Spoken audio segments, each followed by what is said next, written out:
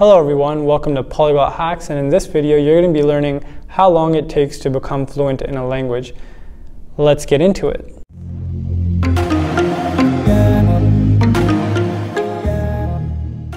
Alright, so I know you really want to hear how much time is it going to take. Is it going to take 6 months? Is it going to take 12 months? Is it going to take 3 months?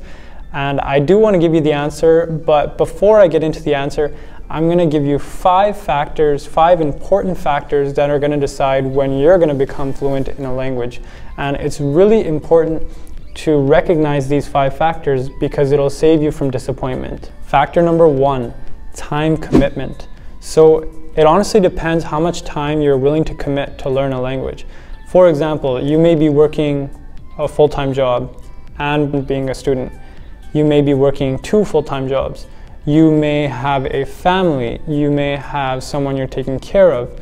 There's many factors that revolve around how much your time can be devoted to learning languages. As you can tell, there are many factors that decide how much time you have that you can put towards learning languages. So you really have to be mindful of that and don't expect to learn concepts that might take weeks or months and days if you don't even have the time to practice them. Factor number 2, motivation. So you really have to be motivated to learn a language. You can have all the time in the world, but if you don't have the motivation to learn a language, you won't be able to do it because at the end of the day, it's you who has to get up and learn the language. It's you who has to find time, and it's you who must learn the language on your own. It's going in your head. No one can learn it for you. It's not something that you can just get done or get installed in your brain, but you really got to put in the time and you have to be motivated. Factor number 3, tools. So if you don't have the tools to learn a language, that's really going to put you behind. For example, if you don't have textbooks, if you don't have the right tools to learn grammar, if you don't have the tools to contact others on the internet, for example, if you don't have an internet connection, that's going to put you back because these are tools that you can use to your advantage. Now, obviously, the internet thing wouldn't be a problem if you're doing immersion, but many of us are learning from our own homes. So having an internet connection would be a huge tool to have to put you well on your way to learning a language. Factor number 4, language difficulty.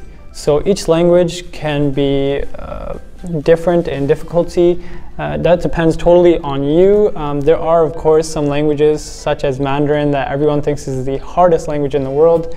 And personally, I found Spanish to be much more easier than French, but maybe that's because I had a base in French and the grammar between French and Spanish is very similar. So I think it totally depends on you, but language difficulty is also a key factor in how fast you become fluent. Factor number 5, previous language learning experience.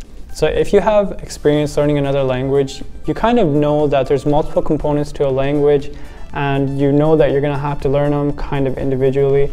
But if you're completely new to languages, you're most likely going to try to just dive in and try to learn everything in like a week, and that really doesn't work. So I would say that previous language learning experience is a key factor in how fast you become fluent, just because you've done it before and you know what it takes. So my answer to the question that we're all waiting for is, honestly, it depends.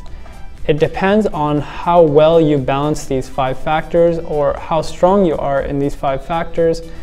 For example, you could have all the time in the world and you could have previous language learning experience, but if you're not motivated, you won't learn the language.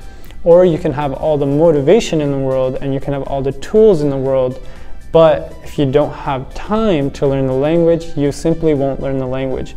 So it's important to have a balance between all 5 of these factors.